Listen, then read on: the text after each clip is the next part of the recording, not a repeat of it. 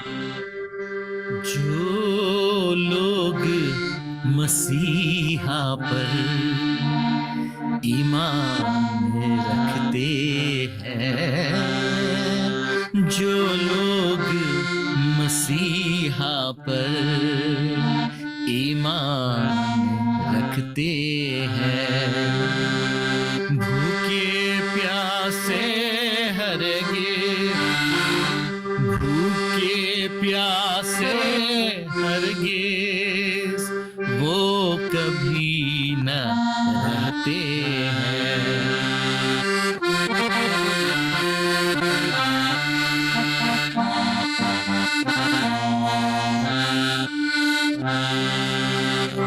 उनकी आशाओं को वो पूरी करता है, उनकी आशाओं को वो पूरी करता है, जो अपनी आँखों को, जो अपनी आँखों को यीशु पे लगाते हैं, जो लोग मसीहा पर ईमान रखते हैं, भरोसा नहीं रखते घोड़ों और रथों पर, भरोसा नहीं रखते घोड़ों और रथों पर, जो अपनी आँखों को, जो अपनी आँखों को यीशु पे लगाते हैं, जो लोग मसीहा पर ईमान रखते हैं, ईमान रखते हैं। प्यारे प्रभु, तेरे लोग तुझ पर ईमान रखते हैं और तेरे कदमों में आए हुए हैं। आज प्रभु मैं प्रार्थना करता हूँ, तो हर एक से बोल, बातचीत कर, हमारे जीवनों में नए काम को कर। और प्रभु जी, जबकि तेरे लोग तेरे सामने प्रार्थना में रुके हैं, जितने लोग ऑनलाइन ज्वाइन कर रहे हैं, प्यारे प्रभु तो उनके साथ भी होना प्रभु, और आज तो हमें से हर एक से बातचीत करना। पिता परमेश्वर, हम तेरा धन्यवाद, तेरी स्तुति करते हैं, क्योंकि तू हमारी प्रार्थनाओं को सुनता है। तू प्रार्थना सुनने वाला परमेश्वर है। तेरा वचन कहता है, परमेश्वर जिसने कान बनाए सुनता है। उसके कान बहरे नहीं कि वो सुने नहीं, उसके हाथ छोटे नहीं कि वो मदद ना कर सके। हे प्रभु, पर आज तेरे लोग तेरे सामने आए हुए हैं, उनमें से कोई खाली हाथ वापस ना जाए, यही मेरी प्रार्थना है। धन्यवाद और स्तुति करते प्रभु यीशु के नाम में इस प्रार्थना को मांगते, सुन और ग्रहण कर। आमीन और आमीन। हालेलुया। आप सब कहें आमीन। हालेलुया, हालेलुया, आमीन। नहीं, आप हाथ ले आए, ऊपर करें। यीशु मसीह की जय हो। हमारा प्रभु महान है, दूरी है पर अंधेरी नहीं है। माफ़ी चाहता हूँ, कल इन दिनों में मैं लेट सोता आया हूँ और 2-3 बज जाते मेरे सोने में। कई काम चालू है, खासकर मेरे भारत आने की भी, विजिट के भी प्लानिंग वगैरह चालू है, तो देर से सोता हूँ तो देर से उठता भी हूँ।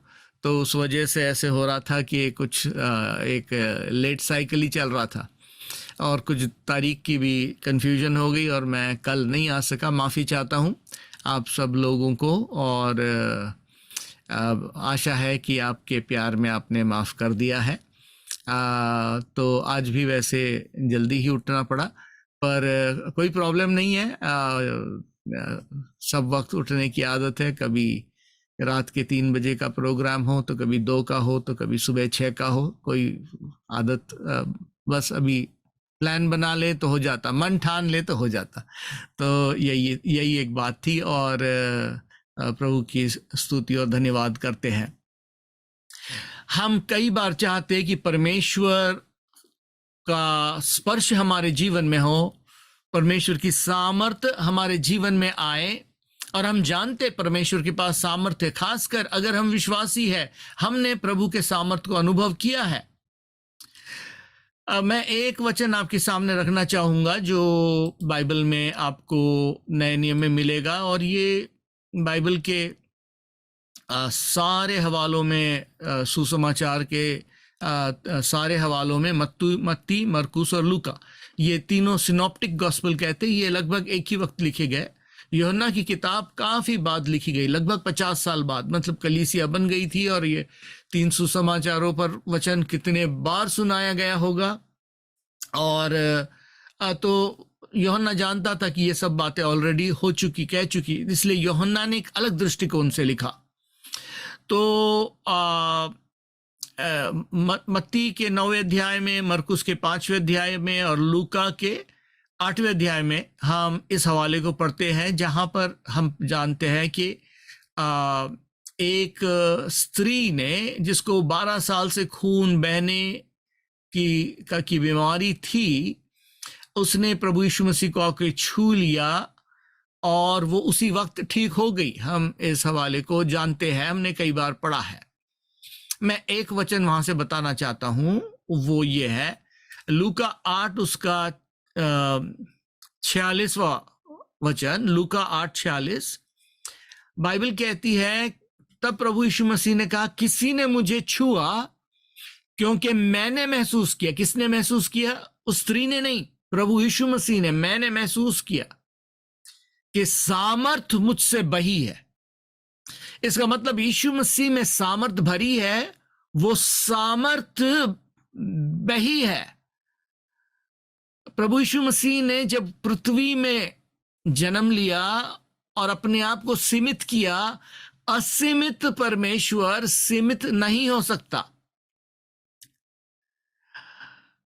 उसको अपने आप को सीमित करना पड़ा, उसने अपने आप को सीमित किया, और जब तक मनुष्य रूप धारण किया, उसने अपने आप को पिता का आज्ञाकारी बेटा बना करके उसी तरह नमूना हमारे लिए बन गया, ताकि हम भी आज्ञाकारी बने। और प्रभु यीशु मसीह के जीवन से हम देखते हैं कि पवित्र आत्मा की परिपूर्णता से और प्रभु के संगति के साथ प्रार्थना में प्रभु यीशु मसीह प्रार्थना के जीवन व्यतीत करते थे। उनको प्रार्थना की जरूरत थी क्या? कोई कहेगा नहीं थी, क्योंकि उन्होंने अपने आप को सीमित किया, इसलिए प्रार्थना की आवश्यकता उनके जीवन में थी। और जैसा पिता का आज्ञा होता था वैसे ही वो करते थे, और उसके आत्मा से वो परिपूर्ण थे, अपरंपार उनके अंदर प्रभु की आत्मा थी। और हर एक विश्वासी के जीवन में भी पवित्र आत्मा का भरा जाना मुमकिन है। आपके लिए और मेरे लिए मुमकिन है, हम आत्मा की परिपूर्णता प्राप्त करें। और बाइबल कहती है, न जाने कितनों ने उसे छुआ, पर एक में प्रभु ने कहा, मैंने महसूस किया सामर्थ मुझसे बह निकली। अब प्रश्न यह है, यीशु मसीह से सामर्थ मुझ में कैसे बह निकलेगी? उसने उसके वस्त्र को छुआ, पर वस्त्र के छूने के बारे में तो हम जानते हैं कि चेले कह रहे, भीड़ तुझ पर गिरी पड़ रही है, तू कहता किसने मुझे छुआ? तो वस्त्र के छूने की बात होती, हम कहते अब क्या करें, हम बदनसीब, वस्त्र का एक कपड़ा हमें भी मिल जाता, हम भी छू लेते। पर वो बात नहीं थी। अब गौर करें, जब भी प्रभु यीशु मसीह ने चंगाइयां दी, एक से तरीके से नहीं दी, सब बार अलग दी, ताकि कोई ये ना कहे यही तरीका है। ऐसा कुछ नहीं है।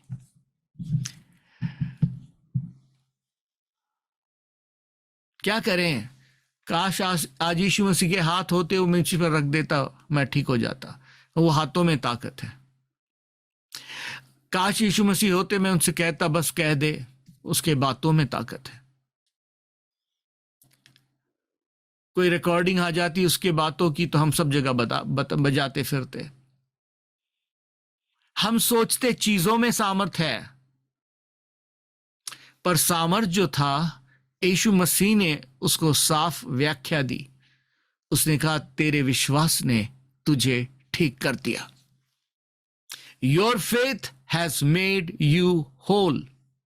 तेरे विश्वास ने तुझे ठीक कर दिया। और काश हमारे पास मौका होता उस स्त्री से बात करने का। थोड़ा बता तो, ये विश्वास तू कहां से लेकर के आई? कौन से डेगची में पका रही थी तू इस विश्वास को, ताकि हम भी सीख जाए। पर बाइबल कहती है जितनी बात सीखने की है वो बातें बाइबल में हमें सिखा दी गई है। कभी कभी हम सोचते कोई मर के आ जाए तो कोई बता दे तो कुछ हो जाए, पर प्रभु ने वैसी सारी बातें हमारे लिए उठा के रखी नहीं, क्योंकि वो जानता था उसकी जरूरत नहीं। बाइबल कहती, तब धनी ने कहा, ए पिता अब्राहम, लाजर को मेरे बाप के घर तू भेज दे, क्योंकि मेरे और 5 भाई है, वो भी यहीं आ रहे हैं, उनको वो मना कर देंगे। उसने कहा कि नहीं, हम नहीं, ऐसा नहीं कर सकते, यहां से मैं वहां किसी को भेज नहीं सकता। उनके पास भविष्यवक्ता है, उनके पास मूसा की शरीयत है, उनके पास वचन है कहने की बात, वो उनकी सुने। उसने कहा, नहीं पिता अब्राहम, अगर मुर्दे से कोई जी उठ कर जाएगा तब कहीं जाकर उनका विश्वास बढ़ेगा। मुर्दे से जाने की जरूरत है। हम भी सोचते ऐसा कुछ हो जाए, कोई मुर्दे से उठकर चला जाए, तब कहीं जाकर के बात बन जाएगी। ऐसी कोई बात हो जिससे लोग विश्वास कर लेंगे, ऐसा हम सोचते, ये हमारा है। पर प्रभु ने कहा नहीं, उनके पास तो शरीयत है और नबी है, उनकी सुने। अगर उनकी नहीं सुनते तो मुर्दे से कोई जी उठे उसकी भी नहीं सुनेंगे। कभी कभी हम सोचते विश्वास आने के लिए किस चीज की जरूरत है, और आज मेरा शीर्षक यही है, विश्वास आने के लिए हमारी तैयारी। मेरे लिए, आपके लिए, हर एक विश्वासी के लिए, क्योंकि परमेश्वर का वचन संपूर्ण है। ये बातें इसलिए लिखी है ताकि तुम विश्वास करो। बाइबल कहती, ये बातें इसलिए लिखी गई है कि तुम विश्वास करो। रोम की कलीसिया को पौलुस कहता है 10वें अध्याय में, अब विश्वास सुनना, और सुनना मसीह के वचन से पैदा होता है। इसलिए बाइबल हमें कहती है कि अगर तुम में से 2 लोग एक बात पर सहमत होकर प्रार्थना करो। इसलिए बाइबल हमें कहती है अगर कोई बीमार हो, कलीसिया के प्राचीनों को बुलाए, वो तेल मल करके प्रार्थना करेंगे और विश्वास की प्रार्थना से रोगी बच जाएगा। और बाइबल हमें कहती है विश्वास के बिना परमेश्वर को प्रसन्न करना अनहोना है, क्योंकि हर एक जो परमेश्वर के पास आता है उसको विश्वास करना है कि परमेश्वर है और अपने खोजियों को प्रतिफल देता है। विश्वास अनदेखी बातों का प्रमाण है, और विश्वास ही से इब्रानियों के 11वें अध्याय में बाइबल हमें बार बार याद दिलाती है, और विश्वास ही से उन्होंने सिंह के मुंह को बंद कर दिया, और विश्वास ही से उन्हें अपने मुर्दों को वापस जिलाया, और विश्वास ही से उन्होंने दुख और क्लेश सहे, और फिरौन के राजमहल को प्रभु के लोगों के साथ दुख उठाना, उसको बेहतर समझा। विश्वास ही से विश्वास। और इसलिए बाइबल कहती है, आओ हम अपनी आंखों को हमारे विश्वास के कर्ता और पूरा करने वाले यीशु की तरफ लगाएं। अपनी आंखों को जब हम प्रभु की तरफ लगाते, उसकी बातों की तरफ लगाते हैं, क्योंकि यीशु ने कहा जो मेरी ये बातें सुनता है और उस पर अमल करता है वो इंसान के समान है जिसने अपने घर को चट्टान पर बनाया और वो घर बना है। आज आप और मैं विश्वास के स्रोत प्रभु की तरफ अपनी आंखों को करें। जबकि आप प्रभु की उपस्थिति में रुके हुए हैं, कुछ बातें हैं जो मैं आपके साथ बांटना चाहूंगा, और इन चीजों में हमारी सामर्थ है और हमारे विश्वास की बढ़ोतरी है। क्योंकि विश्वास एक एक लेवल पर प्रभु हमें ले जाता है। प्रभु ने कहा अपने चेलों से, तुम्हारा विश्वास किधर है? उस सूबेदार से कहा, तेरा विश्वास बहुत बड़ा है, मैंने सारी इज़राइल में इतना बड़ा विश्वास नहीं देखा। तब थोमा से कहा, ऐ अल्प विश्वासी, छोटा सा विश्वास, तूने देखा और विश्वास किया। तो अलग अलग लेवल है विश्वास के भी, और प्रभु ने हरेक को वो वरदान उस विश्वास के परिमाण के मुताबिक दिया।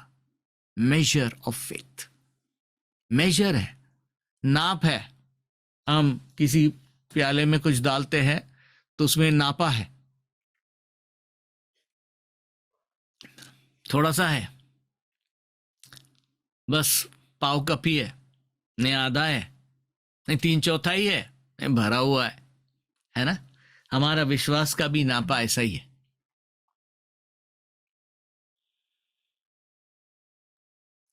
हम परमेश्वर के राज्य के लोग हैं और हमारी लड़ाई शैतान के साथ है।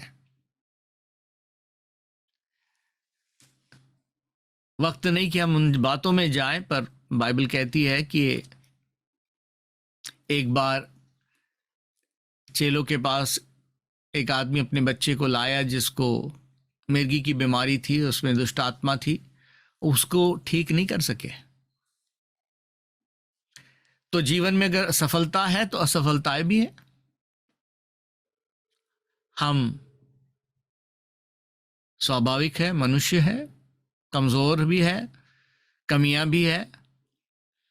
तो अगर हमारे जीवन में हमने प्रार्थनाओं के जवाब देखे हैं तो प्रार्थनाओं के जवाब नहीं भी देखे हैं, और वो हमारे लिए रुकावटें बन जाती है।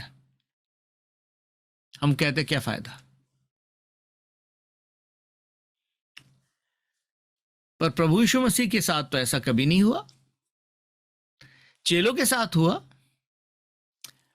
और वो बाप भी देखो, मतलब टस से मस नहीं हुआ। वो चेलों से ठीक नहीं हुआ तो उसने ये नहीं बोला अब चलो जो होनी है सो होनी है, चले अब जो होता है सो होता, अब क्या करते हैं, हमारा नसीब ही खराब है।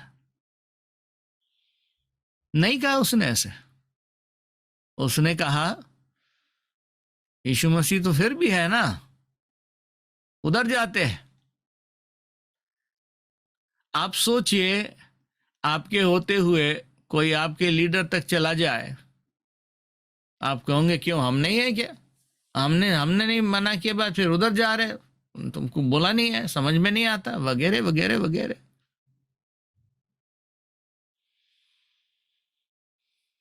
गया वो यीशु के पास, और ताज्जुब की बात क्या है आप जानते हैं, यीशु मसीह ने उसको ठीक कर दिया।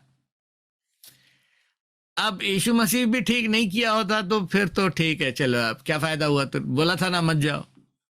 प्रॉब्लम तुम्हारा ही है, तुम्हारा विश्वास नहीं, जो भी है, पर यीशु मसीह ने ठीक कर दिया।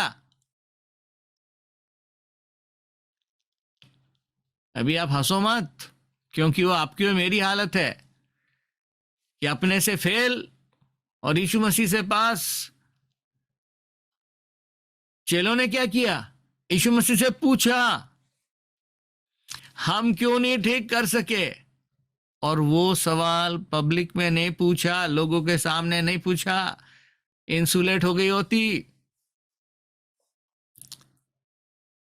अगर सबके सामने पूछते तो सबके सामने जवाब मिलता, इसलिए अकेले में पूछा, अकेले में, अकेले में, हम क्यों नहीं ठीक कर सके। और यीशु मसीह ने कहा तुम्हारे अविश्वास के कारण। दूसरे रेफरेंस में लिखा है तुम्हारे अविश्वास के कारण, और ये बिना उपवास के और प्रार्थना के नहीं जाता। तो कभी कभी लोगों ने सोचा अच्छा ये दुष्ट आत्माओं को उपवास और प्रार्थना की जरूरत है। बाइबल की टीचिंग ऐसी नहीं है, क्योंकि अगर होता तो प्रभु यीशु मसीह ने कहा होता चेलों को जाओ उपवास और प्रार्थना करो, निकल जाएगा। नहीं, दुष्ट आत्मा तो सिर्फ वचन से निकलता है, आज्ञा देने से निकलता है। बाइबल हमें साफ बताती है विश्वास करने वालों में चिन्ह होंगे। कहीं पर भी यीशु मसीह ने दुष्ट आत्माओं के लिए ये नहीं कहा मुझे अभी उपवास और प्रार्थना करके आने की जरूरत है, या चेलों को बोला कि दुष्ट आत्माओं को निकालने के लिए उपवास और प्रार्थना की जरूरत है। ये नहीं है। यीशु मसीह ने कहा तुम्हारे अविश्वास के कारण, प्रॉब्लम क्या है? अविश्वास। और अविश्वास का इलाज क्या है? उपवास और प्रार्थना। क्योंकि तुम्हारे अंदर ये अविश्वास का जो पहाड़ है, ये उपवास और प्रार्थना से तोड़ा जाएगा। क्योंकि ये शरीर में हमारे पास ये शरीर के गुण है, आत्मिक गुण नहीं है। और जब शरीर को हम खामोश करेंगे, चुप रहे शरीर, मनुष्य रोटी ही से नहीं पर हर एक वचन जो परमेश्वर के मुख से निकलता है जीवित रहेगा, जब हम उसको वो बोलते हैं चुप कर शरीर। शरीर ये बदन नहीं है, ये बॉडी शरीर नहीं है। शरीर वो सब वासनाएं हैं, वो सब इनपुट है, वो सब दुनिया के तौर तरीके हैं जो मैं कहते खाए नहीं खाएंगे तो मर जाएंगे। कोई नहीं मरा, उपवास करने से कोई मरा नहीं, नहीं करने से ज्यादा लोग मरते हैं। उपवास और प्रार्थना हमारे जीवन में आत्मिक बातों को बढ़ाई देती है और शरीर को खामोश करती है। और इसलिए प्रभु यीशु मसीह ने कहा, शैतान के राज्य के विषय में बताते हुए, क्योंकि लोगों ने आकर कहा और कहते थे कि ये दुष्ट आत्मा के ताकत से दुष्ट आत्मा को निकालता है, और प्रभु यीशु मसीह ने कहा कोई राज्य, मत्ती की इंजील उसका 12वां बाब 25 और 26, कोई भी राज्य अपने आप में अगर विभाजित हो, तो पढ़िएगा मेरे साथ मत्ती 12 अध्याय 25 और 26, कोई भी राज्य अपने आप में विभाजित हो तो वो खड़ा नहीं रह सकता। जब अमेरिका में सिविल वॉर हुआ तो अब्राहम लिंकन ने, ये उत्तरी स्टेट्स और सदर्न स्टेट्स की बहुत बड़ी लड़ाई हुई, क्योंकि वो चाहते थे कि गुलामी खत्म हो, और उसके लिए लड़ाई हुई। और उस लड़ाई में लगभग विभाजन होने वाला था, और एक बहुत बड़ा भाषण दिया था उन्होंने, और बाइबल को उन्होंने कोट किया, और उन्होंने कहा a house divided can not stand, एक घर जो विभाजित है खड़ा नहीं रह सकता। अगर हम शैतान के ऊपर लड़ाई जीतना चाहते हैं, इस विश्वास की लड़ाई को जीतना चाहते हैं, तो ये घर विभाजित खड़ा नहीं रहेगा।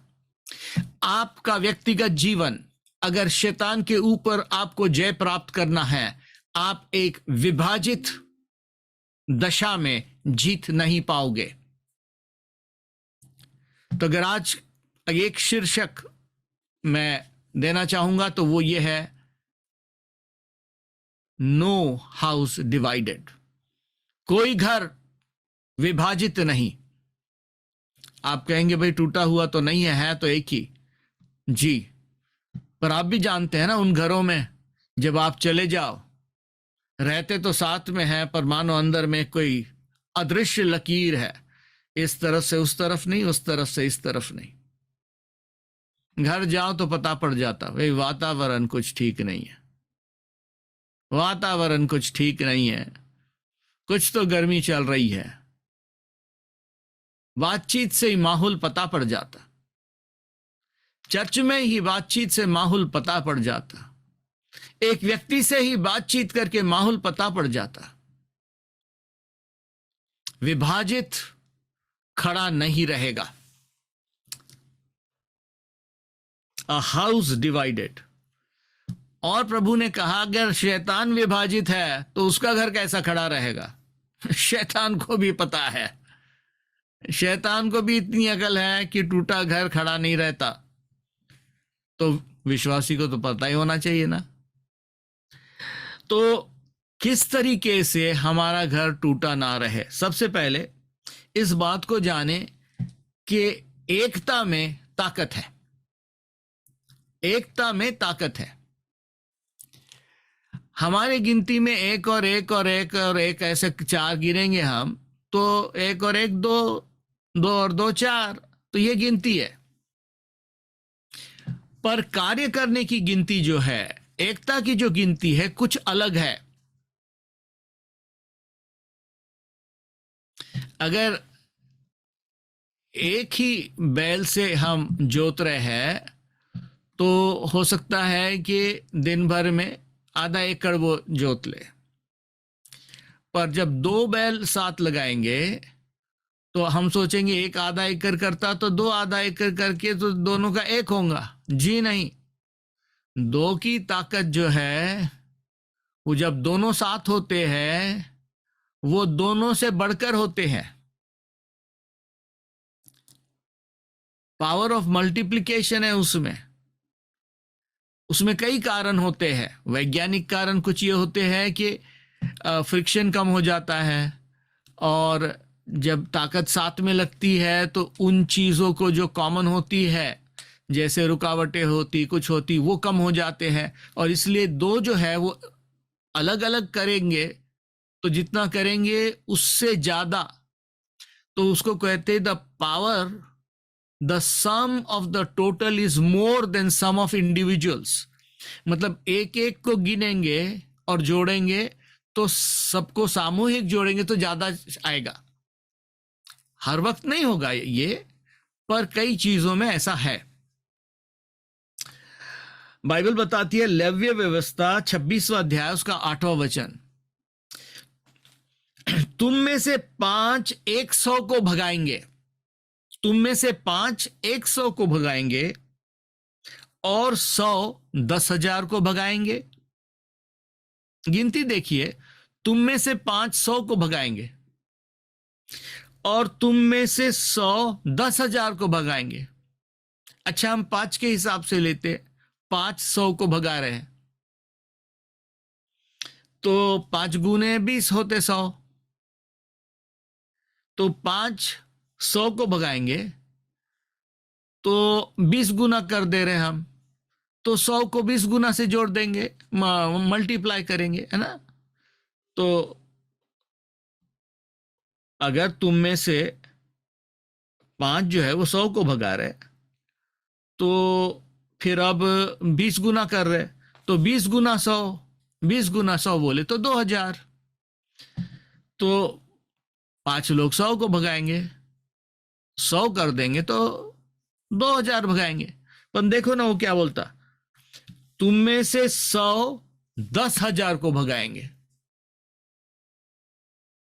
अरे 10,000 कैसे आ गए? वो 2,000 आना चाहिए। नहीं, वो 8,000 एक्स्ट्रा कहां से आ गए? 2,000 होने चाहिए थे, 10,000 कैसे आ गए? ये अंदर से ये गिनती कैसी क्या हो गई? 2 और 2 4 हो रहे थे। नहीं, ये गिनती नहीं है, मल्टीप्लिकेशन है।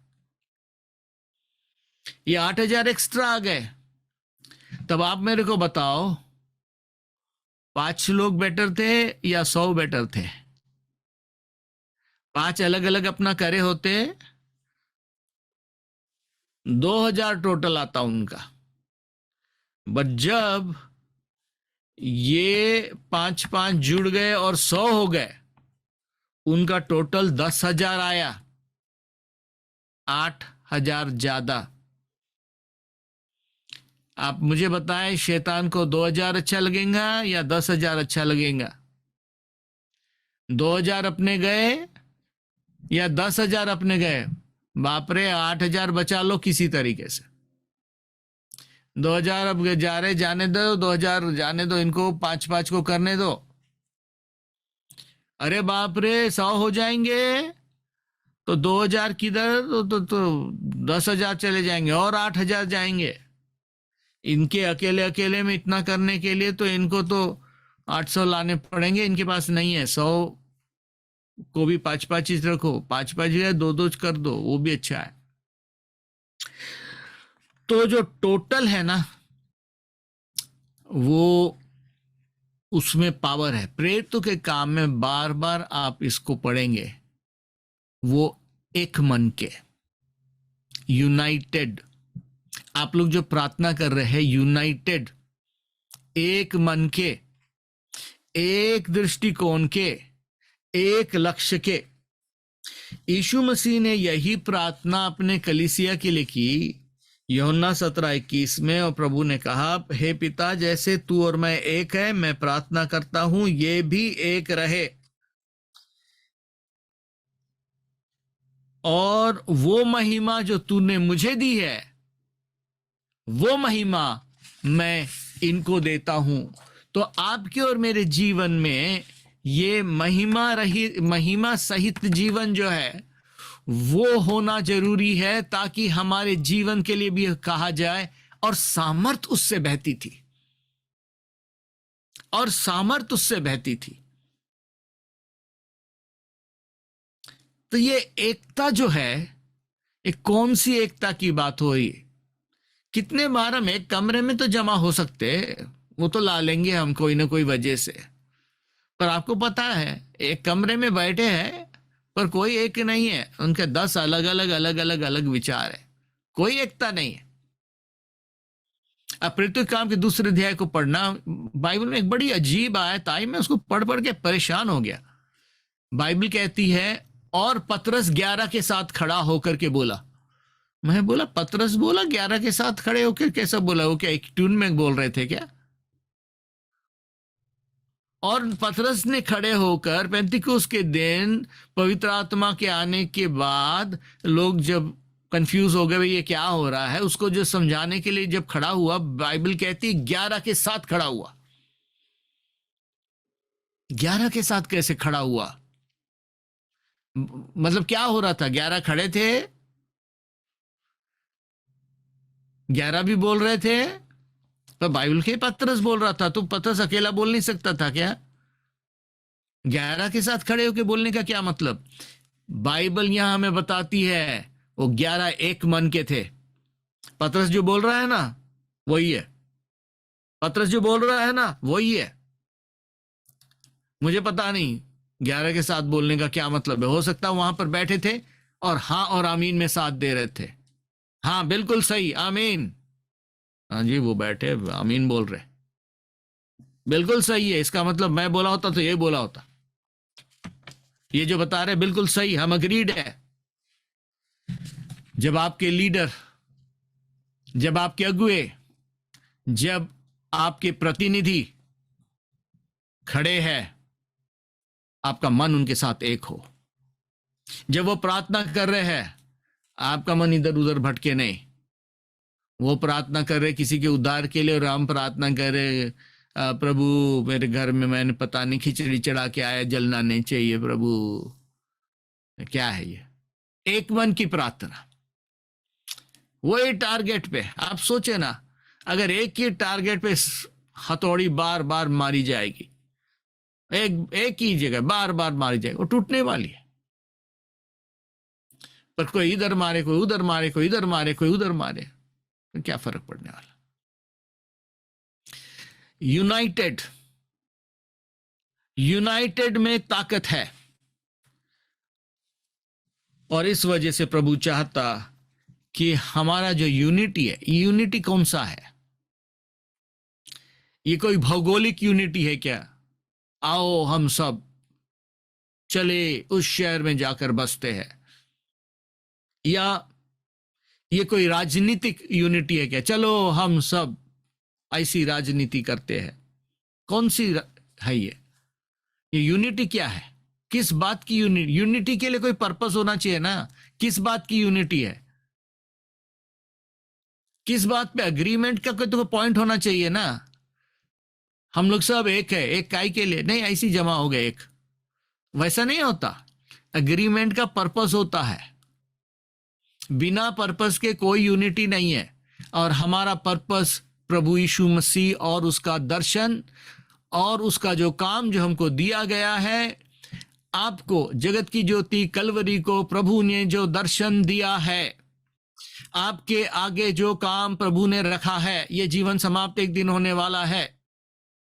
कितना भी खींचेंगे, है ना। पहले मेरे को लोग हेयर क्रीम देते थे, अभी हेयर डाई देते। मेरे को लगता थोड़े दिन के बाद हेयर भी देना पड़ेगा, क्योंकि क्रीम लगाने के लिए और डाई लगाने के लिए हेयर भी तो चाहिए ना। तो हेयर रिच कम हो रहे, तो फिर अभी क्या करने का।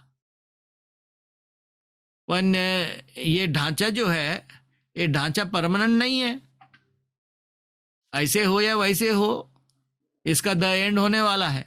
और कोविड के जमाने में हमने देख लिए, अच्छे अच्छे चले गए, हमसे बेटर थे वो, चले, उनका काम हो गया, प्रभु ने बुला लिया। हम ये ना बोले हो हम बड़े अच्छे बच गए, हमको एक्सटेंशन दिया प्रभु ने, उसकी स्तुति हो। अरे एक्सटेंशन मिला तो जिस काम के लिए मिला उसको करो ना पूरा। एक्सटेंशन का क्या फायदा अगर काम ही अपना पूरा नहीं हुआ, है कि नहीं। तो जो पर्पस है उसको अच्छी तरह करने के लिए हमको यूनाइटेड होना है, तो उसमें हमको उस उद्देश्य को पूरा करना। भाई रोटी पानी और मकान, इसकी जरूरत तो सबको है कि नहीं। रोजी रोटी कमाना इसकी जरूरत है। बाइबल कहती है, प्रभु को भी मालूम है तुम्हें इन बातों की जरूरत है। बाइबल कहती मत्ती के 6वें अध्याय में, पहले स्वर्ग के राज उसके धार्मिकता की खोज करो, ये सब बातें जिनकी तुम्हें जरूरत है मिल जाएगी। क्योंकि अगर उल्टा चक्कर चलाएंगे तो ये परछाई के समान भागते रहेंगे, अपन उसके पीछे पीछे भाग के पूरा जीवन खत्म कर देंगे। प्रभु ने कहा दिशा बदलो, पहले स्वर्ग के राज्य उसकी धार्मिकता की खोज करो, ये सब बात तुम्हारे पीछे पीछे दौड़ती रहेगी। ये अनुभव से ही आएगा। जब विश्वास करेंगे, अनुभव करेंगे, तो ये अनुभव आ जाएगा, ताकि हम उस दिशा में दौड़े जहां दौड़ने के लिए बुलाया गया है। क्योंकि दिशा बदल गई तो फिर उस दिशा में दौड़ ही नहीं रहे तो कैसे पहुंचेंगे। तो एकता जो है इसकी बहुत बड़ी जरूरत है। अब एकता हमारी होने की जरूरत जो है, उसको कैसे करने का मैं 3 प्रकार की बातें बताकर समाप्त करूंगा। एकता जो है, पहले तो अपने हृदय की एकता। हृदय जो है वो हमारा कई बार बटा हुआ होता।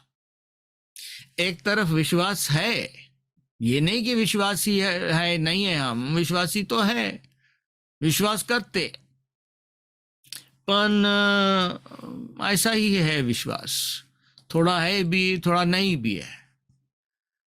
जब तक हमारे मन में वो एकता नहीं आएंगी, तब तक हमारे अंदर वो सामर्थ्य उत्पन्न नहीं होगी। क्योंकि एक तरफ विश्वास है जिससे कि सामर्थ्य आ रही है, तो दूसरी तरफ लीक भी है जिससे वो बह के भी जा रहा। वो संडे को भरते तो मंडे को उतर जाता, फिर आते संडे को घसीटते घसीटते थोड़ा और भरो ना, फिर और भरते, बोलते चले अपन कोई कन्वेंशन करते, कोई अच्छे मोटे भराने वाले को बुलाएंगे वो भरेगा। तो वैसे तो काम नहीं चलने वाला। तो बाइबल यहां बताती है नीति वचन 4:21 से 23 में, हे मेरे बेटे, मेरे बातों की तरफ कान लगा। एक नहीं, दोनों कान लगा ना। एक कान से सुनते तो दूसरे कान से निकाल देते। इसलिए मैं तो बोलता है वो कान वाला मत करो, आंख से पढ़ो। क्योंकि एक आंख से डालते और दूसरे आंख से निकलता, ऐसा कभी सुने क्या आपने? एक आंख से डाले और दूसरे आंख से निकल गया। वो कान के लिए, एक कान से सुने दूसरे कान से निकले। पढ़ो। मेरा तो कहना है इन दिनों में वो मोबाइल बाइबल को बंद करो, क्योंकि वो मोबाइल बाइबल जो है ना, उसमें बहुत सारा टिंग टिंग कुट कुट आते रहता सुबह से शाम तक। ये खोलो तो वोच निकलता, इसलिए ये वाला खोलो, इसमें एक ही है। और फिर अभी मैंने कुछ पिछले महीनों से ये नया एक लेके आया बाइबल, और मैं बोला इसको ना, थोड़ा नजदीक बताता आपको, इसको मार्क करना वापस चालू कर दिया। और कुछ तो भी है, मार्क करने में और पढ़ने में फर्क है। इतने साल पहले वही करते थे हम, फिर अभी आ गया ना ये। मेरे पास भी है इलेक्ट्रॉनिक, बहुत अच्छा है, उसमें बहुत सारे आधुनिक टूल्स है, रिसर्च हो जाता है उसमें, अलग अलग मैसेज स्टोर करना इजी है मेरे पास। पर रीडिंग के लिए बाइबल, अपने साथ बाइबल, मेरे को तो लगता जैसे कपड़े पहन कर आए, जैसे बाइबल होना चाहिए साथ में विश्वासी के। क्या है वो उसके हाथ में? बाइबल। और वो क्या है उसके हाथ में? ये क्या है? ये बाइबल है क्या? हाँ, वो जो चर्च जा रहे हैं वो, नहीं, वो प्रभु के लोग हैं, वो उनके हाथ में बाइबल है, बाइबल लेके जा रहे हैं। ये बाइबल है क्या? है कि नहीं? हाँ, नहीं नहीं नहीं, बाइबल लेके जा रहे हैं, प्रभु के लोग हैं। खैर, दिखाने की बात नहीं कर रहा मैं, पर फिर भी जो बात अपनी जगह सही है, वचन हमारे मन में, दिल में रहे। तो मेरे वचन की तरफ ध्यान कर, वो तेरे आंखों के सामने से ना हटे, तेरे आंखों के सामने से ना हटे और उसके मध्य में रहे, क्योंकि हर एक जो उसको पाता है उसके लिए वो जीवन है, जीवन है, और उनके शरीर के लिए स्वास्थ्य है। आप चले तो नहीं गए? मेरे को पता नहीं ना, क्योंकि मैं आपकी आवाज नहीं सुन सक रहा, पर कोई बात नहीं, थोड़ा हाथ ऊपर करके हालेलुया कर देंगे तो पता पड़ेगा है इधर अभी। अच्छा, चल ले जाएंगे, ले बस ठीक है, बंद कर दो, मेरा फीडबैक मत दो मेरे को। Keep your heart with all diligence, अपने दिल को संभाल के रखो, क्योंकि जीवन की बातें उसमें से है। ये दिल को प्रोटेक्टेड रखो, सुरक्षित रखो, इसको विभाजित मत होने दो, इस दिल को बंटने मत दो। देखो, अब्राहम के विश्वास के लिए बाइबल हमें कितना उत्तेजित करती है, रोमियो के 5वें अध्याय में। और उसने परमेश्वर के प्रतिज्ञाओं को रोका नहीं और विश्वास में स्थिर था। जो इंग्लिश में वर्ड है staggered, not the promise of God. इसका मतलब परमेश्वर की प्रतिज्ञाओं पर ब्रेक नहीं लगाया। गाड़ी चल रही है और यहां से टांग निकाल के उधर खींच करके ब्रेक मार दिया, वो गाड़ी रुक गई। क्या हो रहा था? वो ब्रेक मार दिया। काय का ब्रेक? अविश्वास का ब्रेक मारा। तो अविश्वास नहीं आने दिया उसने। अब्राहम का विश्वास, अब्राहम की आशीष है। और थोमा भी था अपना, थोमा बोले, जब तक मैं अपनी उंगली नहीं डालूंगा ना, तुम लोग सबने देखा, मेरे को नहीं विश्वास। तुमने हाथ डाला, मेरे को नहीं है विश्वास, मैं नहीं करता विश्वास। जब तक मैं डालूंगा ना उसके हाथ में उंगली, अरे ऑलरेडी उसने इतना तेरा जख्म सहा, इतना दर्द सहा, इतना दुख सहा, क्रूस पर मारा, तेरे को और उसके उंगली में, हाथ में उंगली डालना जरूरी है क्या? इन लोगों ने देखा, तेरे को बस नहीं है? अरे तेरे साथ इन लोग थे ना, दिन रात सारे के सारे बोल रहे ना, देखा? तो हमारा प्रभु कितना अच्छा है। थोमा से कहता, थोमा डाल अपनी उंगली, डाल ले मेरे बाजू में भी हाथ डाल, पूरी शांति कर ले, और अविश्वास मत कर। कितना बुरा लगा होगा उसको। अविश्वास करना भी एक चुनाव है।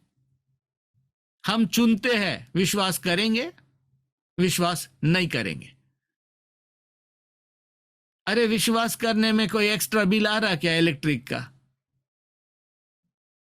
कि प्रभु ने बिल भेजा, बहुत विश्वास किया इस महीने तूने, कम विश्वास किया कर। नहीं ना, विश्वास करना फ्री में है। विश्वास करने में क्या होता? विश्वास परमेश्वर के वचन को सामने रखना है, मतलब हटने नहीं देना है। तो आपको आपके अंदर आपके दिल को यूनाइटेड रखना है। अगर आप चाहते ये विश्वास की लड़ाई शैतान के अगेंस्ट लड़े और जीत पाए। बाइबल कहती है यिर्मयाह 29 उसका 13 वचन, और वो मुझे ढूंढेंगे और पाएंगे जब अपने संपूर्ण हृदय से वो हमें मुझे ढूंढेंगे। संपूर्ण हृदय, यूनिटी ऑफ हार्ट, मन की एकता, ताकि आप इस लड़ाई को जीत ले। मन की तरफ ध्यान करना। कभी कभी हम सोचते दुश्मन बाहर है। दुश्मन बाहर तो है, वो दुश्मन उतना हमारा बिगाड़ नहीं सकता। सबसे ज्यादा बिगाड़ने वाला दुश्मन वो है जो यहां पर घुस जाता है। नेहमाया की किताब में अगर आप पढ़ें तो आपको पता पड़ेगा कि कई दुश्मनों के रिश्तेदार को मंदिर में कमरे दे के रखे थे उन लोगों ने। नेहमाया ने निकाला उनको बाहर, निकलो, हमारे मंदिर में तुम बैठे। दुश्मन के बच्चे, दुश्मन के परिवार मंदिर में उनको कमरे दे के रखे थे।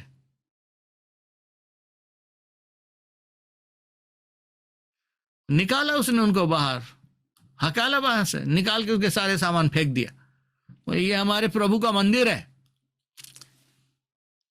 ये मंदिर है, इसमें कहां दुश्मनों को हम कमरे दे के रखे हैं। निकालो उनको।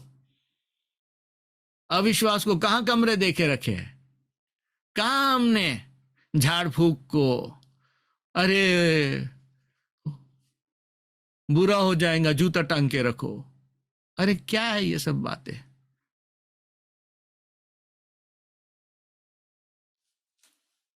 प्रभु के वचन को प्राथमिकता देकर उसके अलावा और कोई चीज को हम जगह नहीं देंगे।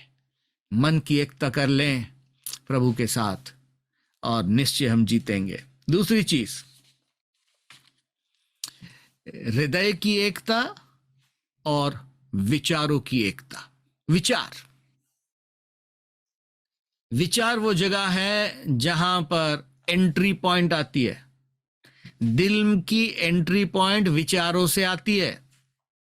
सबसे पहले विचार उत्पन्न होते हैं अदन के बगीचे में, तब हवा से शैतान बातें करने लगा। बातें, अरे बात करने से क्या होता, बात ही तो कर रहे हम, कर थोड़ी रहे। वहीं से शुरू होती है, विचार आने शुरू होते हैं। पता है उसने मुझे कैसी देखी आज?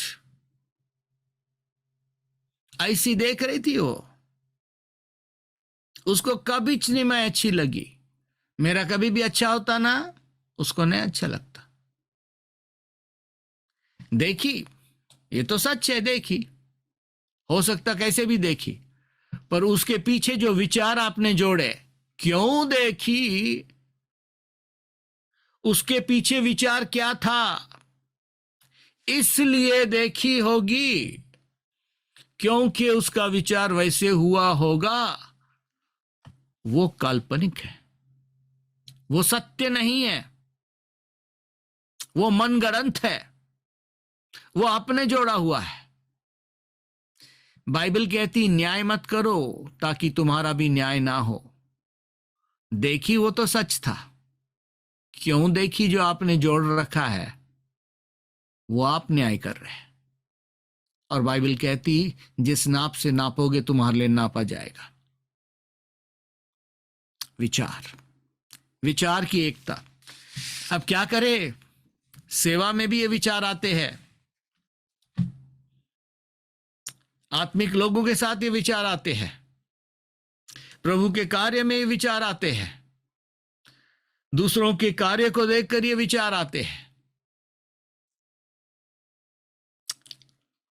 बाइबल कहती है याकूब 1:8 में, अ डबल माइंडेड मैन, दुचित्ता मन जो है वो अपने सब कामों में अस्थिर होगा।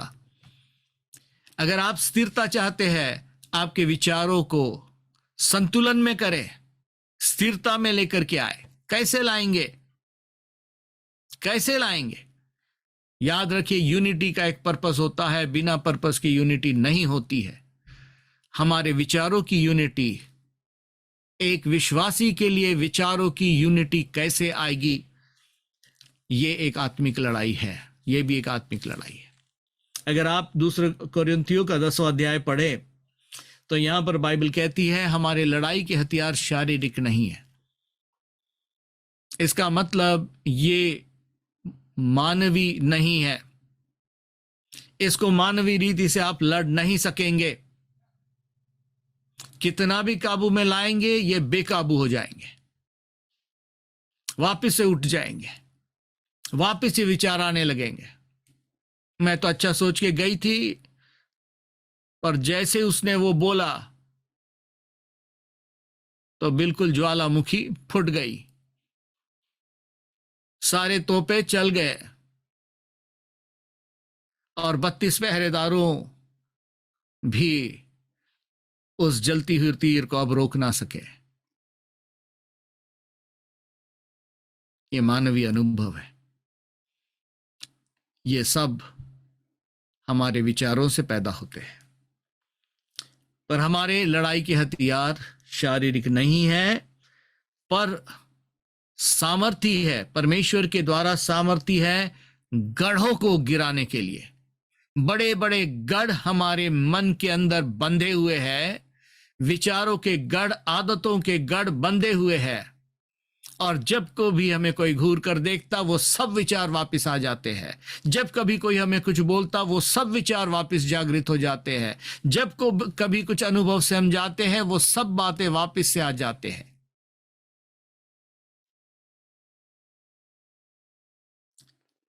पांचवा वचन जो है वो इस बात पर स्पष्टता डालता है,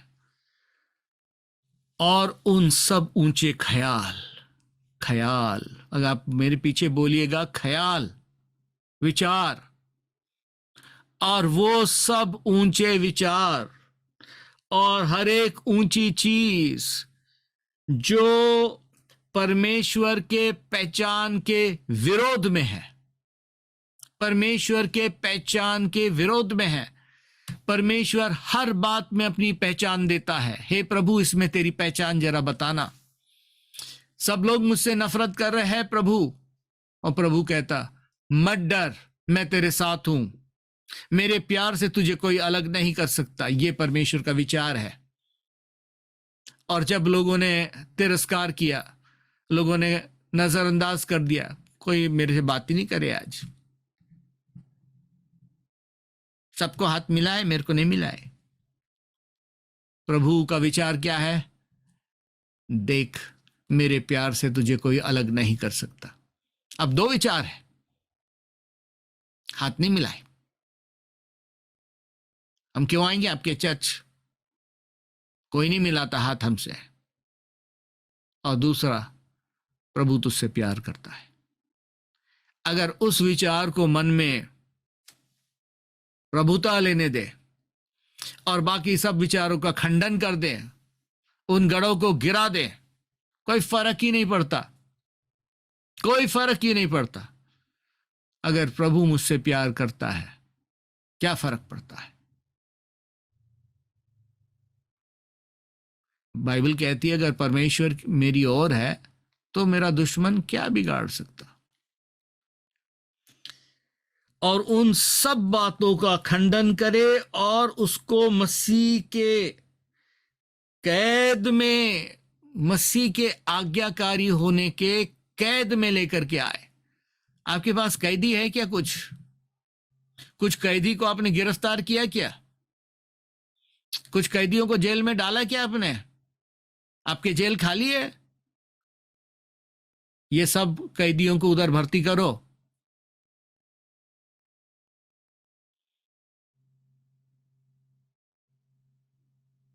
उधर जमा कर दो। तुमको कैद खाना भेजा ना, जाओ उधर। ये मसीह के पहचान का कैद खाना है, क्योंकि आप सब मसीह के पहचान के विरोध में हो। जब तक ये विचारों का कारखाना इन कैदियों के वजह से भीड़ बना के रखे कैदी, इसमें सामर्थ्य नहीं आएगी, इसमें सामर्थ्य नहीं आएगी, इसमें वो एकता नहीं आएगी, क्योंकि हृदय की एकता और विचारों की एकता, उस एकता में सामर्थ्य है, ताकि परमेश्वर की सामर्थ हमारी जिंदगी से रिलीज हो जाए। सिर्फ हमारे अंदर मसीह की ताकत नहीं, हमारे द्वारा मसीह की ताकत बहने लगे। जब इन दिनों में हम प्रभु के सामने रुके हैं, उपवास में, प्रार्थना में हम रुके हुए हैं, प्रभु हमें तैयार करे, प्रभु हमें तैयार करे। पहले मेरी प्रार्थना होती थी, प्रभु तू मुझे यूज कर, यूज कर, यूज कर। क्यों यूज नहीं करता? क्यों वरदान नहीं देता? क्यों जादी ताकत नहीं देता? इसलिए नहीं देता क्योंकि तू लायक नहीं है अभी। अरे मेरे बच्चे के लिए मैंने गाड़ी खरीदी, बहुत अच्छा किया, गाड़ी बहुत अच्छी है, चलती है, जबरदस्त है,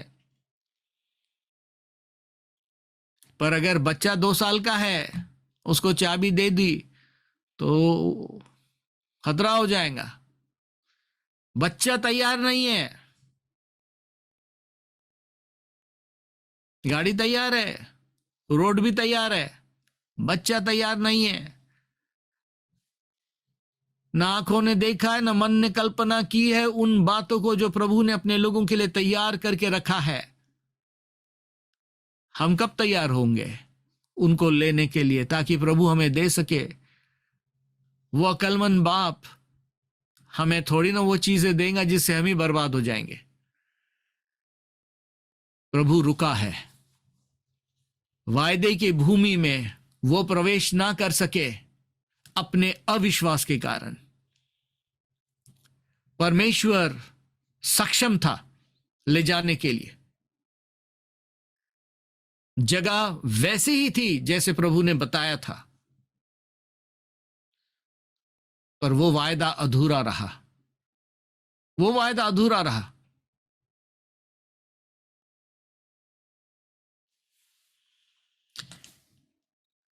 तीसरी unity, third unity, unity of heart, unity of mind, और तीसरा है unity in the body of Christ, मसीह के देह में एकता। यूं तो मसीह की देह सामूहिक है, विश्वव्यापी है, सारे दुनिया में है, ये मसीह की देह है। आप और मैं मसीह की देह का हिस्सा है, पर एक स्थानीय मसीह की देह भी है। एक हिस्सा दूसरे हिस्से के साथ जुड़ा हुआ है, और ये पड़ोसी है जो एक दूसरे की मदद करते हैं। और हम एक सामूहिक रीति से, आप एक स्थानीय कलीसिया हो, आप एक कलीसिया, नागपुर के कलीसिया का आप एक अंग हो, और आपका अंग स्वस्थ रहे, सारा शरीर स्वस्थ रहे, पर आपका अंग स्वस्थ रहे, उसकी जिम्मेदारी आपको दी गई है। और इस अंग में हमको स्वस्थ रहना है, उसमें एकता होना है, परिवार में एकता होना है, आपके निजी परिवार में एकता होना है, आपके कलीसिया में एकता होना है, आपके समाज में, रिश्तेदारों में, रिश्तों में एकता की जरूरत है। तो बाइबल हमें इस एकता के लिए बताती है कि ये कलीसिया जो है, एक कलीसिया होकर के, एक कलीसिया, अलग अलग अंग, एक शरीर, उसके अलग अलग अंग। शरीर एक है, अंग अलग है, वैसे ही हम भी हैं। और इसलिए हर एक अंग को कार्यशील अंग होना जरूरी है। हर एक अंग को बेस्ट अंग होना चाहिए। आंख देखने का काम करता है, सुनने का नहीं। पैर चलने का काम करते हैं, सूंघने का नहीं। पैर नहीं सूंघ सकते। दिमाग विचारों को प्रोसेस करता है, खून की धड़कन सारे शरीर में नहीं भेजता है। हर एक अंग का अलग अलग काम है। और हमेशा हम सोचते मेरे को क्या बनना है, मैं क्या करना चाहता हूं, मेरे ये विचार है, मेरे को ये करना है। वही कार्य जो टिका रहेगा उस दिन वो होगा जो बेशकीमत हो। घास और फूस जल जाएंगे, घास फूस मिनिस्ट्री जल जाएगी। नहीं, मेरे को गाना अच्छा लगता है, मेरे को गाने का बहुत शौक है, मेरे को गाने का टाइम दिया करो। प्रभु ने मेरे को गाना दिया है, गाना दिया। सुने बाद ऐसा लगता गाना काय को तेरे को ये गाना दिया, शायद प्रभु को नहीं चाहिए था इसलिए तेरे को दे दिया।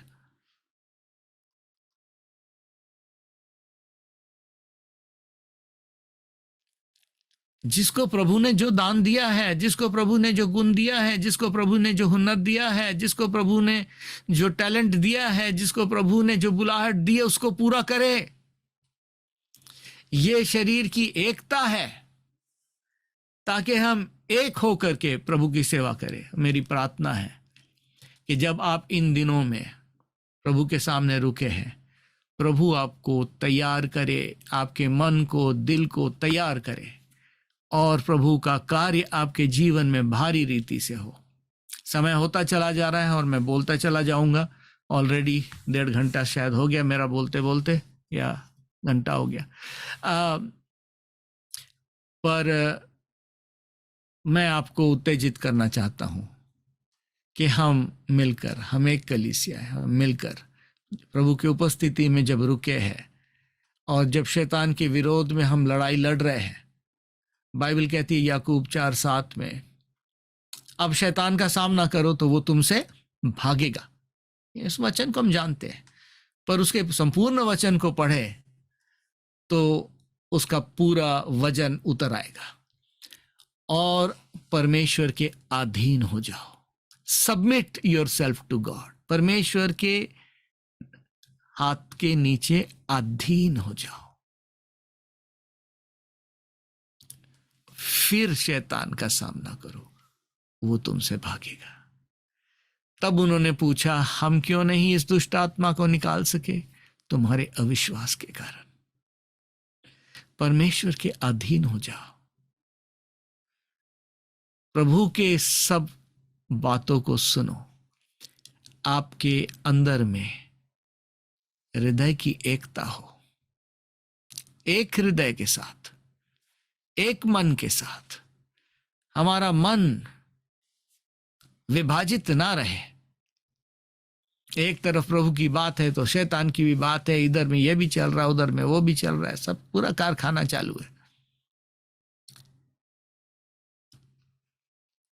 जीवन तो कभी सरल नहीं हो सकता, पर कम से कम उसको सरल बनाने की तो कोशिश करें। सीधे मन से प्रभु की हम सेवा करें,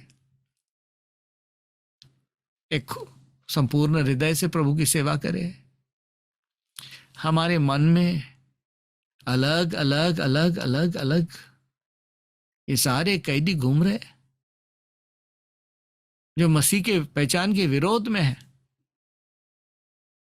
हमको तो वो अच्छा नहीं लगता, और उसको कैद करो, वो इस विचार को कैद करो। प्रभु मुझसे प्यार करता है और प्रभु सबसे प्यार करता है और मैं भी सबसे प्यार करता हूं, खत्म। उन्होंने वो बोला, प्रभु ने क्या बोला, मैं उसको सुन रहा हूं। बाइबल कहती है और मध्य रात्र को जब आंधी और तूफान, कई दिनों तक सूरज नहीं दिखाई दिया, बाइबल कहती है तब पौलुस ने खड़े होकर कहा, मत डरो, जिस प्रभु की मैं आराधना करता हूं, जिस प्रभु का मैं हूं, उसके स्वर्गदूत ने मुझे कहा इनमें से किसी के भी प्राण की हानि नहीं होगी। प्रभु ने क्या कहा, हर विचार को मसीह के पहचान के हम काबू कर देते हैं, कैद कर देते हैं। प्रभु ने क्या बोला, नहीं पर मेरे को ऐसा बोले वो, मेरे को ऐसा बोले वो, फिर वैसे विचार आए, आने दो, जाने दो। प्रभु ने क्या बोला, प्रभु ने क्या बोला। आप गए प्रभु के पास, पूछे प्रभु से, प्रभु तू बोल, और जो भी वो बोले, और वो अपने वचन के विपरीत कभी कुछ नहीं बोलेगा। आपके विचारों की यूनिटी, जो घर विभाजित है, खड़ा नहीं होगा। आपके लोगों की यूनिटी।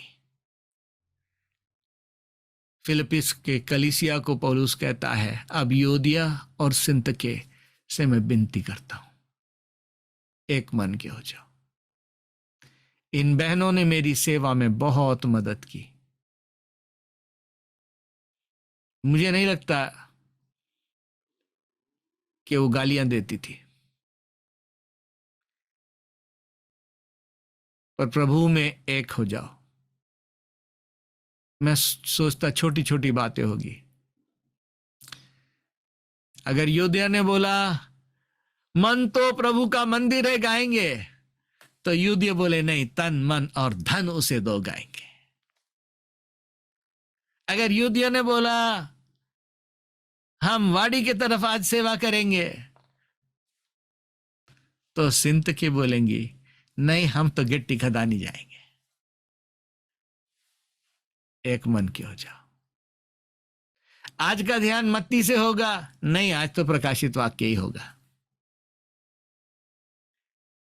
प्रभु में हम एक हो जाए, एक दूसरे को हम सह ले, विचारों में, ख्यालों में, कलीसिया में हम एक मन के हो। तब 11 पतरस के साथ खड़े हुए, आप अपने लीडर के साथ खड़े हो जाए। इसीलिए तो प्रभु ने अगुवे दिया ना, ताकि वो हमारा मार्गदर्शन करे, नहीं तो हम इधर उधर सब बिखर जाएंगे।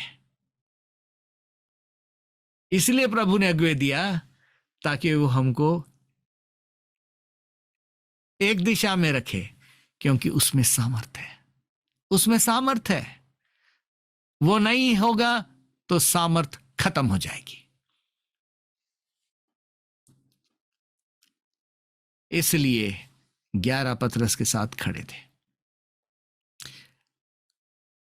प्रिय भाई, प्रिय बहन, इन दिनों में जब हम प्रभु की उपस्थिति में रुके हैं, इन बातों की तरफ भी ध्यान करना। ये ऊपर ऊपर नहीं दिखती, ये नीचे में होती,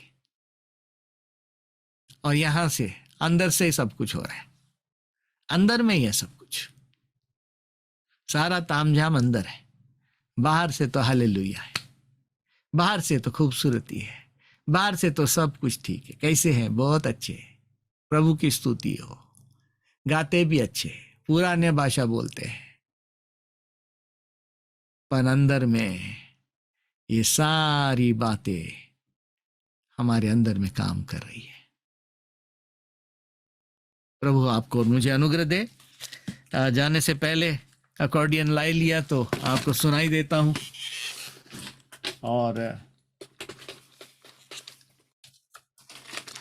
फिर मिलकर हम प्रार्थना करेंगे। मैं आपको सुन नहीं सकता, क्योंकि वो माइक ऑन करने से फीडबैक होता है। तो मैं विश्वास करता हूं कि आप प्रार्थना में, आप जो ऑनलाइन है, आप ऑनलाइन ही मत रहो, थोड़ा पूरा अपने आप को प्रभु के साथ के लाइन में भी कर दो।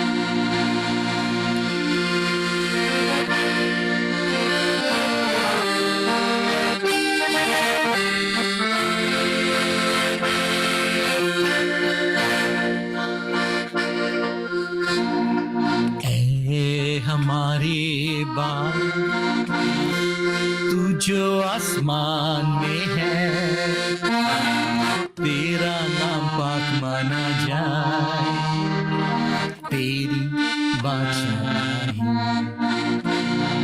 है हमारी बात।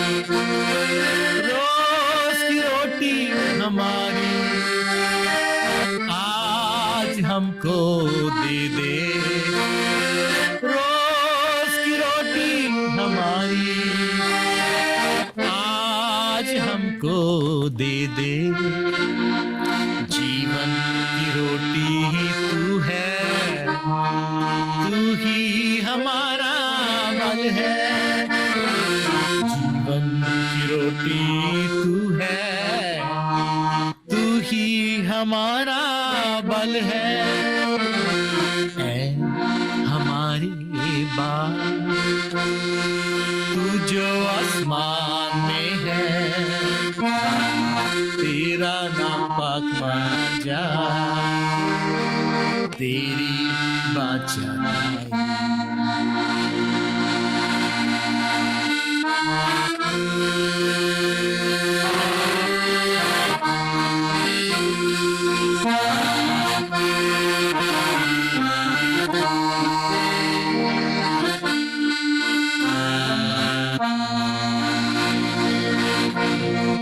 क्योंकि आसमानी बादशाह और कुदरत, क्योंकि आसमानी बादशाह और कुदरत,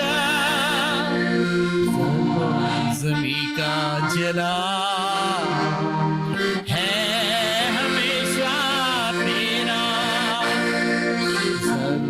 ज़मीं का जला है हमेशा तेरा।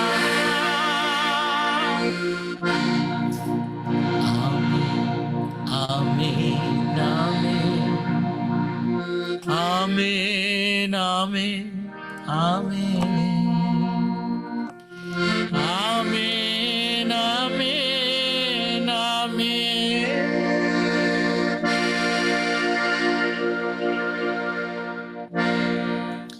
सेनाओं का यहोवा यूं कहता है, मेरे लोग जो मेरे नाम से बुलाए गए, अगर अपने आप को दीन और नम्र करे, अगर पश्चाताप करे और मेरे पास आए, मैं उनके भूमि को वापस से उपज, वापस से फलवंत, वापस से आशीषित कर दूंगा। परमेश्वर का हाथ छोटा नहीं कि वो मदद ना कर सके, ना उसके कान बहरे हैं कि ना सुने। पर शैतान भी जानता है कि अगर प्रभु के लोग एक हो जाए, उसकी बादशाहत खत्म हो जाएगी। बाइबल कहती है उन 120 ने अपने दुनिया को उलट पुलट कर दिया, और आज जगत की ज्योति कलवरी चर्च के पास प्रभु ने उससे ज्यादा दिया है। आप सिर्फ अपने शहर ही नहीं, दुनिया को उलट पुलट करने की ताकत रखते हो। इसलिए नहीं कि आपके पास वो ताकत है, पर वो ताकत उसकी है जो आपके अंदर है, जिसके लिए बाइबल कहती है और सामर्थ उससे बहती थी। सामर्थ आपके जीवन से बहती है, उसको बहने दे, बहने दे उसको रोकने के लिए कई कारण शैतान लेकर आएगा, पर शैतान को मुझ में कोई जगह नहीं है, प्रभु यीशु मसीह ने कहा, और आप भी यही कहे। यह लड़ाई शैतान के साथ जारी है और शैतान हारेगा, क्योंकि दुश्मन की सब ताकतों के ऊपर प्रभु ने आपको जय दिया है। दुश्मन के झूठ आपके ऊपर राज ना करे। आपको प्रभु आत्मिक एकता दे, ताकि आपके अंदर आपका व्यक्तित्व, आपकी आत्मा, आपका वो इटर्नल पर्सन जो है, वो एक हो, विभाजित ना हो, उसमें अलग अलग चीजों को जगह ना मिले। आपके विचारों में प्रभु का पूरा संतुलन हो, उसका कंट्रोल हो, और वही विचार राज्य करे जो प्रभु ने कहा है। जो प्रभु ने कहा है वही होगा। जो प्रभु ने कहा है वही सत्य है, जो प्रभु ने कहा है वही होगा, चाहे दुश्मन कुछ भी क्यों ना बोले। जो प्रभु ने कहा है, हमारे कलीसिया में, हमारे स्थानीय कलीसिया में हम एक मन के होंगे, हम एक मन के होंगे। मन की एकता हमारे लिए प्राथमिकता है। मैं सही, वो ठीक, मैं ठीक, ये बातें पीछे। प्रभु हमें क्या मार्गदर्शन दे रहा है और उसका मार्गदर्शन आगे। हमारे कलीसिया में अब खुदावंद उठे और उसके दुश्मन शर्मिंदा हो जाए। वक्त के मुताबिक पौलुस कहता है, तुमने तो गुरु हो जाना चाहिए था, उस्ताद हो जाना चाहिए था। हे प्रभु, आज तेरे लोग तेरे उपस्थितियां में आए हुए हैं, प्रार्थना में आए हुए हैं। अब तेरी सामर्थ को बहने दे उनके अंदर। इसी वक्त तेरी गहरा अभिषेक उन पर आ जाए। अब मैं महसूस करता हूं कि परमेश्वर अपने गाढ़े अभिषेक को हर एक प्यासे हृदय पर उंडेल रहा है और आपके अंदर प्रभु का एक गाढ़ा अभिषेक उतर रहा है। आप वैसे नहीं रहेंगे जैसे आए थे। आप जो ऑनलाइन देख रहे हैं, आप वैसे नहीं रहेंगे जैसे आपने ज्वाइन किया था, क्योंकि प्रभु ने आपके अंदर में एक नया काम किया है। उसको बढ़ने दे, उसको बढ़ने दे, उसको बढ़ने दे। ये बीज जो बोया गया, इसको शैतान को उठाने ना दे। ये बीज जो बोया गया, जड़ के कमी के कारण इसको धूप सुखा ना पाए। ये बीज जो बोया गया है, झाड़ियां उसके गले को ना घोंटे, पर यह बीज अच्छे जमीन में बोया गया है, उस जमीन को अच्छी बनाए रखे, क्योंकि ये बीज 30 गुना, 60 गुना, 100 गुना फल पैदा करेगा। प्रभु तेरा धन्यवाद करते हैं। जैसे मछली बिन पानी के जिंदा न रहती है, वैसे ही विश्वासी मन यीशु बिन मुर्दा है। जैसे मछली बिन पानी के जिंदा न रहती है, वैसे ही विश्वासी मन यीशु बिन मुर्दा है। कसरत की जिंदगी पाने को, कसरत की जिंदगी पाने को यीशु में बने रहो, यीशु में बने रहो। ला ला ला ला ला ला ला ला, गाइए। ला ला ला ला ला ला ला ला ला ला ला ला ला ला। प्रभु हम तेरा धन्यवाद, तेरी स्तुति करते हैं यीशु के नाम में, आमीन। प्रभु आप सबके साथ हो। जय मसीह की आज्ञा दीजिएगा और हमारे लिए भी प्रार्थना करते रहिएगा। प्रभु आप सबको बहुत बहुत आशीष दे। और माफ़ी चाहता कल मैं नहीं आ सका, पर आशा है आज की माफ़ी मिल जाएगी जो कल के लिए थी। और प्रभु आप सबको बहुत आशीष दे और बाकी सारे दिनों में आपको ब्लेसिंग मिले। जय मसीह की।